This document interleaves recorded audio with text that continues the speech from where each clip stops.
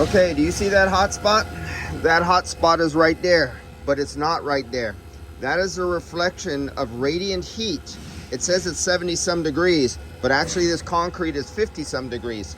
This engine was just started, and you see that exhaust manifold? That exhaust manifold is hot. And you see the angle it's at coming down here like this? And then if you come here and you look at the angle of the lens, do you see that angle? That is what you're looking at. There is nothing hot on that ground. Now show them just the concrete right here. So here's the concrete, 52 degrees. And here's my hand. There is no warmth here. There is nothing here that gets warmer. That is reflection off the surface of kind of shiny concrete that is not real. And this is why you have to know how to use your tools. Just because you give a monkey a tool doesn't mean he knows how to use it. All right, guys, I see ya.